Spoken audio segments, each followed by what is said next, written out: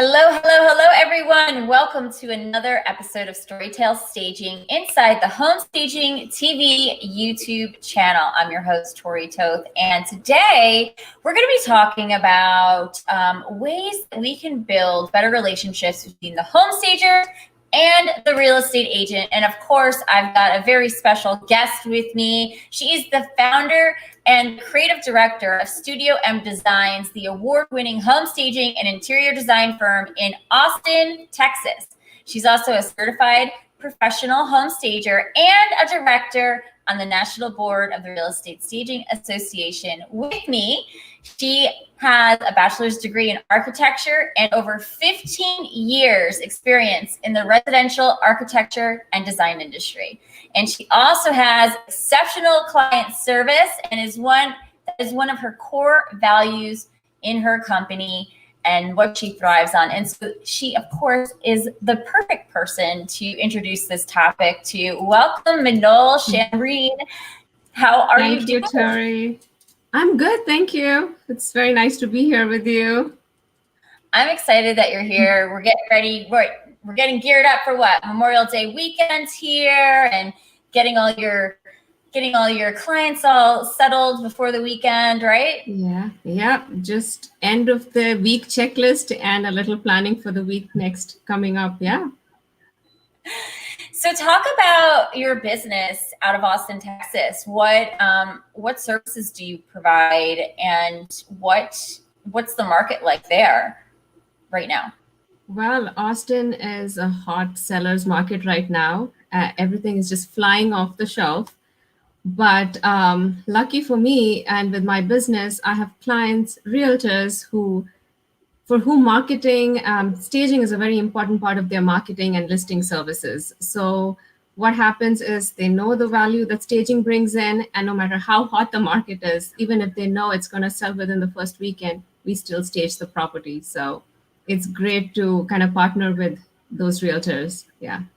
See, now, before we go into some of your stagings and stuff like that, that's a hot question right now too, because a lot of stagers don't know how to have that conversation with agents, or they don't really know how they can be of value in this hot market. So did you educate your clients on this? Did they come to you? What did that look like?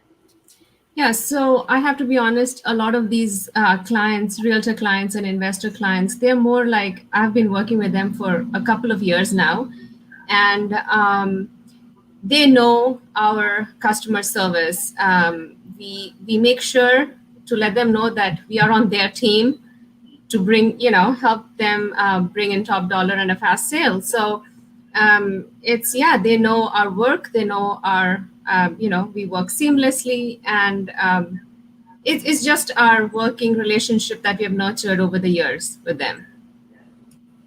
Yes, and I love your work. Let's check out some of your work here. I can't even believe this is in Austin, Texas. Yes. Where is this located? This is downtown Austin, Texas. It's a loft, and the Brown Building. It's called the Brown Building. It's a historic building. It's right in the middle of downtown, a very sought after spot. And this was one of our recent lofts we staged for Lily. She's one of my regular realtor clients. Love it. And it's just gorgeous. So you brought in all the furniture for this, right? Yeah, this was a vacant thing, and all my furniture and inventory and everything. Yeah.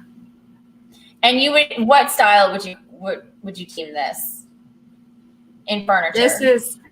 This I would say urban casual, maybe. Yeah. Urban modern. Modern, urban casual. Yeah. I like those pillows. And then this is still a little urban here, but yes. Again, this is more like that. Yeah, this is a spec home for a builder who had 12 units, and we had to make sure all the spaces are defined. This was a tiny little nook off of the living and the kitchen, but the kitchen had this whole 13-foot island. But we still had to show something here, so we kind of personalized and customized the space to show as a eat-in nook, and just with the right scale and everything.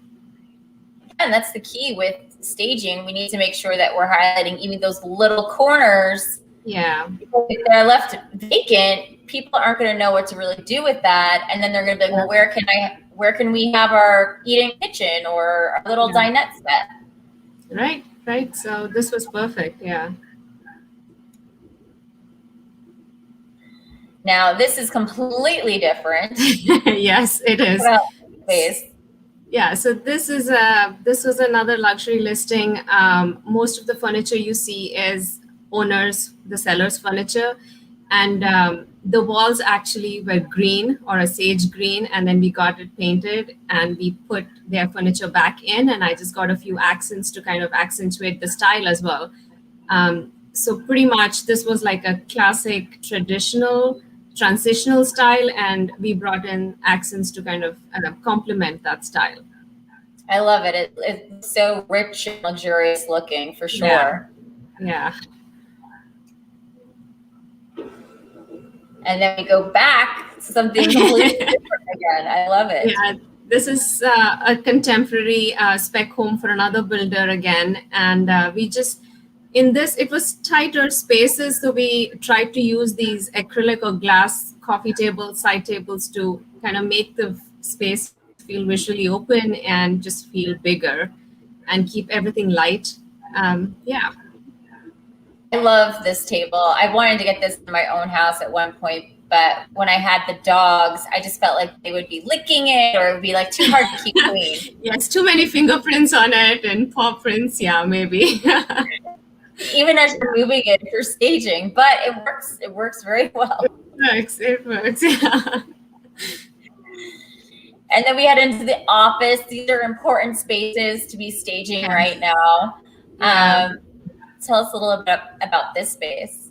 Yeah, so this was, I think, the fourth bedroom out of the other 4 bedrooms that this house had, and there was no office space. And especially now with COVID and the pandemic, people want to see an office space. And so we chose this room because it had built-in shelving, so we could kind of style it to make it look more like an office.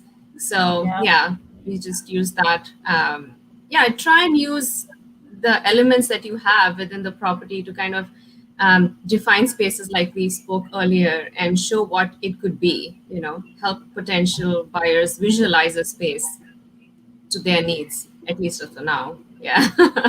Yeah, I love that. And then, wow, this is very unique. Yeah, this is pretty unique space. It had a lot of woodwork. It's way out in the country, and they had the small loft area. Actually, right opposite that, if you see in the very far end, that's another loft. Again, it's open to the living down. Yeah, so this was really tiny space, and we had to show this somehow. And there's this horse farm right next door. So we thought, okay, we'll just show it as a studio, a hobby space, and we put a picture of a horse in there. And in fact, the seller told me that the buyer just fell in love with this spot because she loved horses and she loved painting. And so we just got lucky, I guess, like that. So it was just a perfect combination. And again, it goes back to showcasing each space, defining each space.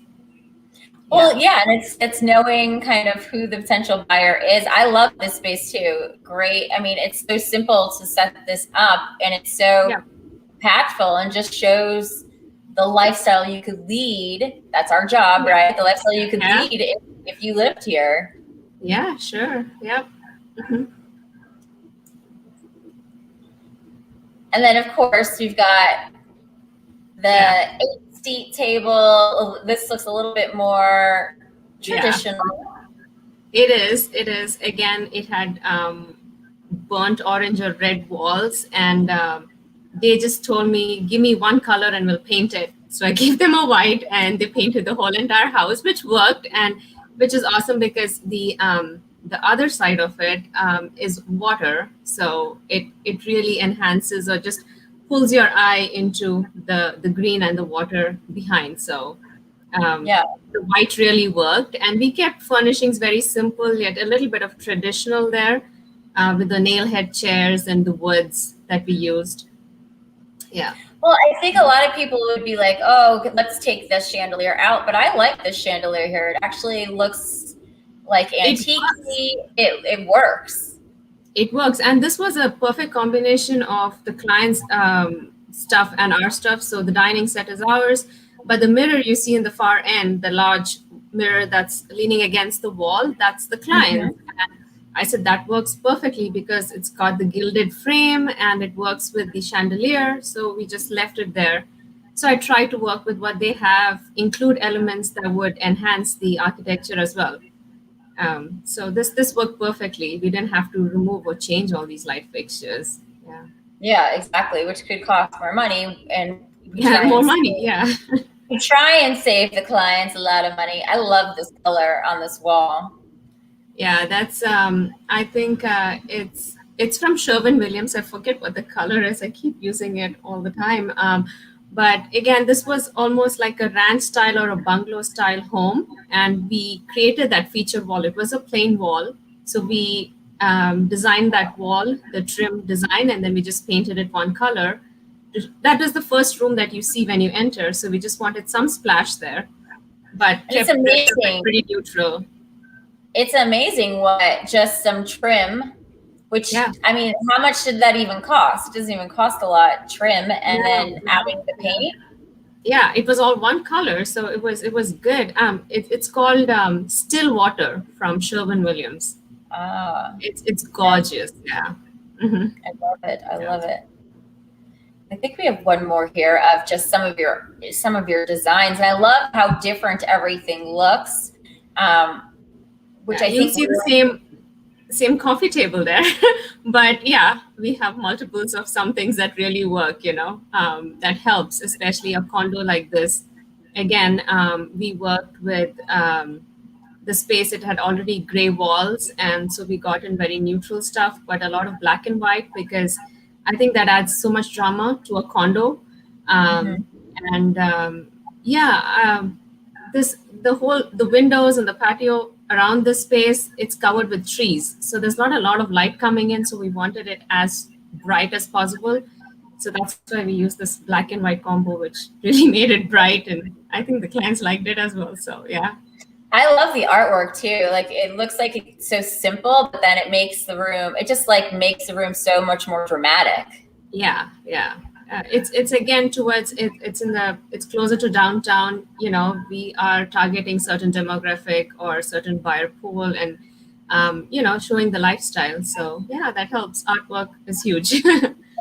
Artwork is huge. It definitely like sets the tone in rooms. Right. And so all of these have a different feel, a different style. And Hmm. so that I'm assuming helps you with creating these custom plans for your clients, right? Yes.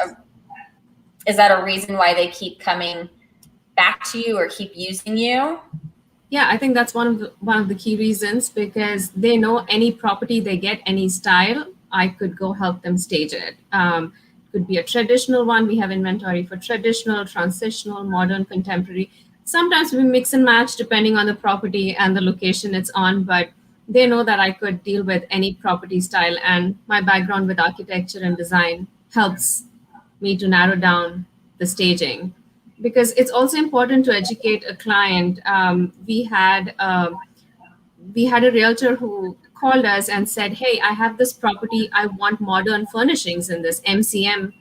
He wanted a mid-century modern sort of furnishing. I said, I went previewed the place, and the tiles looked traditional. The features of the house are very traditional.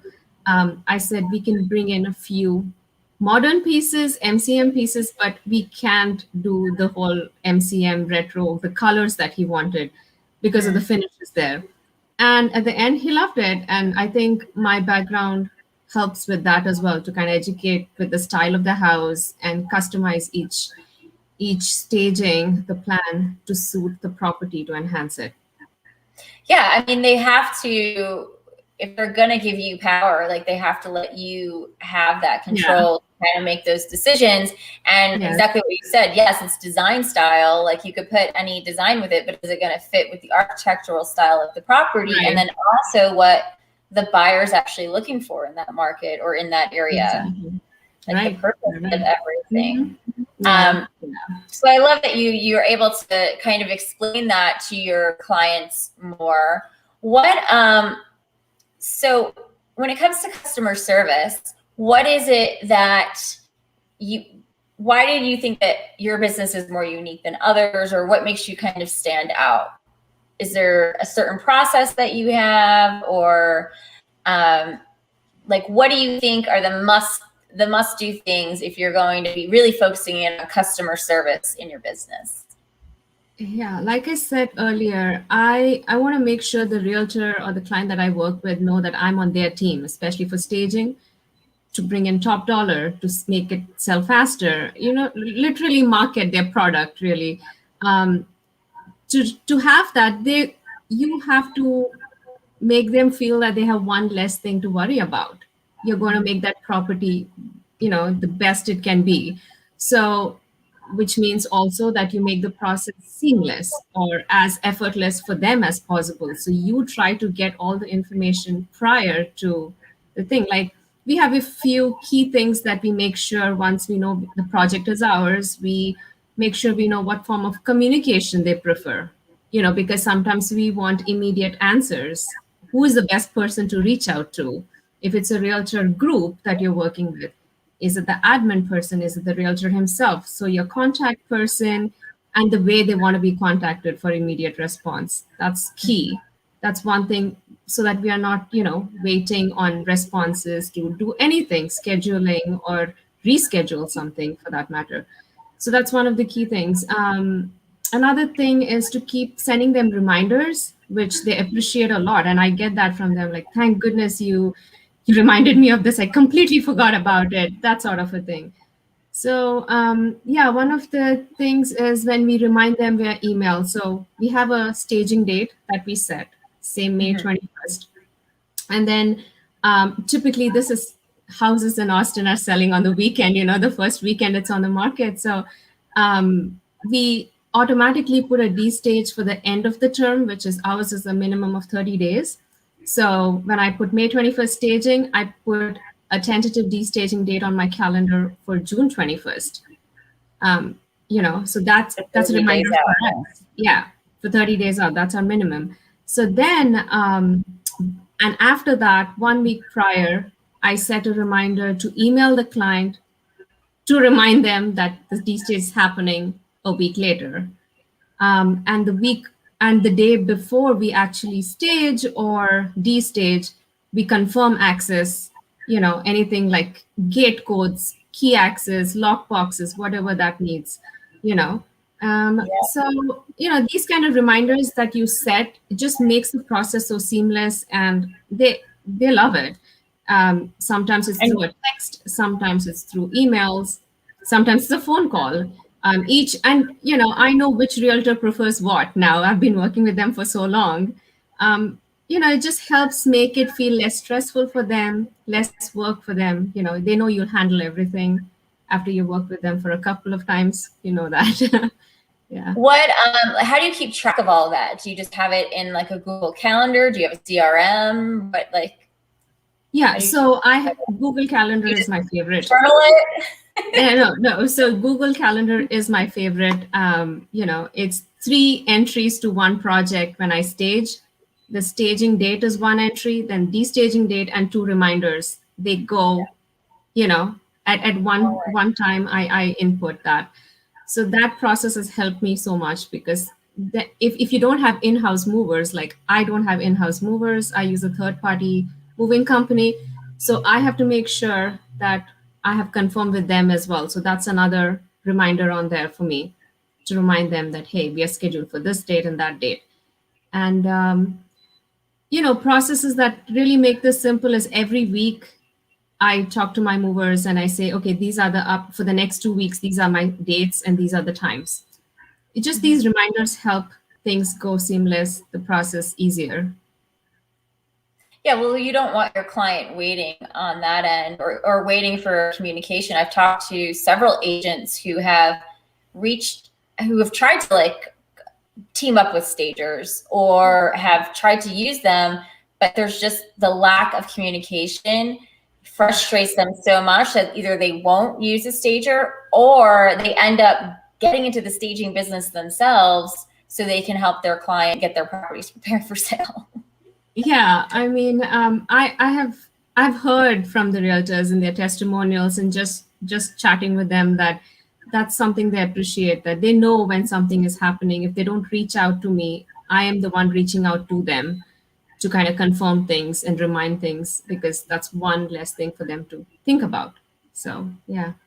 Yeah, because I mean, our job as a stager, honestly, is just a little piece of the bigger process from True. getting the listing to getting it to the closing table. Yeah. So this is another property that you were going to stage. Share this story, Minol. Yeah, so this is a luxury property, one of the sought after neighborhoods in Austin. And this was how we found it the day we were supposed to stage, even after all the reminders that we sent out and access codes and everything. I walked into the property. We had 2 trucks of inventory outside. And when I walked in, this was what we saw. So basically, there was a miscommunication between a contractor and the owners, and they just couldn't do anything. There was no option for them. So this is how I found it. And this was a Friday, and we had some plans as personal family plans. And, like I think it was a hike or a trek or a camp or something like that we had planned for the weekend. And this, we know that this had to be sold, and there were a few moving parts to this. The prospective buyers, a couple of them were coming in from out of state to see this property. And so there were a lot of things that which I knew that this had to be staged by that weekend. So I rescheduled the stage. We went back. I unloaded some of my stuff in the garage, took the rest of the stuff back, and came back the next day and staged it. So yeah, and so this, we have a picture of it staged. So this is what it looks like staged. That same room. Yeah. Mm-hmm. Wow. So within 24 hours, they like cleaned the place up and had it. Yeah, the painting was done. It was just the cleanup that was remaining. And so, but it was a large house. So the cleanup took a long time. So, Gorgeous. yeah. Yeah. Wow. And then, so I would say most stagers at this point might have thrown up their hands, like looked back at what was happening in the contract. So what made you just decide to move forward with this and so again, not be so I don't want to say mad, but like not be so frustrated that, you just spent all that time loading up 2 trucks and getting your third party movers there for not to not to smoothly. I mean, again, it goes back to how you're building these relationships, whether you worked with the realtor before, whether it was a referral, and each project, I take it by the project. So this one I knew had some moving parts to it, some deadlines to it, timelines to it, and I could afford to move my plans to make sure that this gets done. And I want to be honest, yes, I did charge them a rescheduling fee because it did cost me, to come and then reschedule my movers again and the trucks. So I did charge them, and they understood it. So there was no, and it's in my contract, and they had no problems with that either. They also understood it. But at the end of the day, everyone's happy. This sold for way more over asking. The realtor, even without me asking for a testimonial or a review, posted an amazing review for me on his page on Facebook. And because of that, I've had all the consistent business more added to my, especially last year when COVID hit and things were slow. But thanks to this realtor, I had a lot of newer referral staging projects that came my way. So And I I love think that. it depends on, it really depends on how you build that relationship, and you take it by the project. It's your preference and your priority after all, so you get to decide. But what that's another way I tell them that, at the end, I'm on your team, so I will do what it takes to help you do this. But there is a certain cost associated to it, maybe Yeah. extra. But they are very what do you say, supportive of that, and they understand that, and they appreciate it that you change a few things to get things done for them. They really appreciate it. Yeah. I love this table, by the way. Was this something that was in the house, or that's like in your inventory? No, this table was in the house. It was in a different room, and we just thought that it would add that warmth and all this white and the cream furnishings that I was bringing in, the sofas and accent chairs. So just thought that that would go really well here. Yeah. Yeah, I love it. The detail on it. It's so Oh, unique. it's gorgeous, and it's very heavy. One of the things why we didn't want to move it out of the property, and I think it was they didn't want to keep it in the garage because the heat, or I don't know what it was, but we want to keep it inside the house, and this was the only place it fit. So, Well, it fit yeah. beautifully. I love it. So Thank you. when you get your staging out there, it's done, it's sold. Do you have a follow-up process or something that's going Yeah. to make those clients repeat clients? Yeah, so of course, right after every stage or after every D stage that we do, we send out that communication, whether it's a text or a call or an email saying that, hey, we are done at this property. You can go look at it, whatever, ready for the photographer or anything like that. So that, is just you don't expect a response from them, but that's just my way of saying, okay, the job's done. There was no issues. The key's back in the lockbox, whatever it could be. Mm-hmm. Then there's a after that there's an email that goes out that thanks them, for the opportunity to work with them again. Or if it's just a client like a home seller, you would, I make sure to ask for a testimonial there with a thank you note. Say it would, just request them for their feedback or testimonial, whatever that might be, and then just put them in our CRM. And the only follow up, honestly, that I do is, send them season's greetings. And, sometimes I've developed personal relationships with them. Some have become friends. So I know their birthdays, send them birthday greetings, whatever that might be. So, Yeah. yeah, there's no major follow up process here, but this has been working for me. So, yeah. And so do you have like, what does your handful of agents look like? Do you have 10, 20? Like what number do you have? Like, do you find that is working for you right now? So you mean repeat clients, repeat the Yeah. ones who Yeah. just go Right. to me and like they will not see anyone else sort of a deal? Yeah, I think I have, off the top of my mind, at least about 9 who just work with me, and they don't care. They just give me a date. They give me the address or the contact info of the sellers or whatever, and say, hey, this is the property. Do your thing. But that's developed in 2 or 3 years of working with them together. So yeah, I have a couple of them, not a couple, I should say four of them I've been working with for over 5 years now. So yeah. Wow.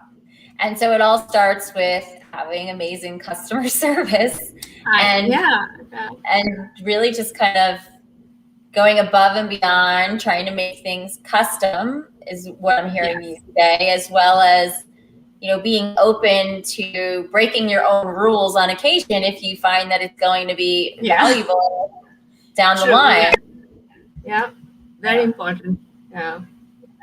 I love that. Well, thank you so much for dropping in on the show today and sharing all this knowledge. I think it's super important that if you are a home stager out there, you are taking the time to figure out how you are going to show up for your customers and what type of service you're going to provide. Are you going to have that specialized service like Minol, or are you just going to kind of be cookie cutter in, out, only have a certain amount of pieces that come in, that's also a good business model too. It's just a matter of how you perceive your business and how you want others to perceive your business and how you want to show up for them. So if you guys have any questions about customer service and building that relationship, please let us know in the comments below. Noel and I will come back and check in on the replay and answer your questions if you have them. Minol, thank you so much for jumping on today. If anyone wants to know more about you, where should they go? My website, studiom-designs.com, or catch me on Insta. I post a lot of behind the scenes there. So yeah, Instagram and website would be the best places. And your Instagram handle is what? studiomdesigns.staging.styling. Okay, cool. Yes. So check out Minol. Make sure you follow her over there. And again, if you guys have any questions in terms of building relationships between your home staging business and real estate agents, builders, investors, please let us know in the comments below so we can help share our information. Thank you guys so much for watching and checking out the replay. Minol, thank you so much for joining me today. And I will. You're welcome.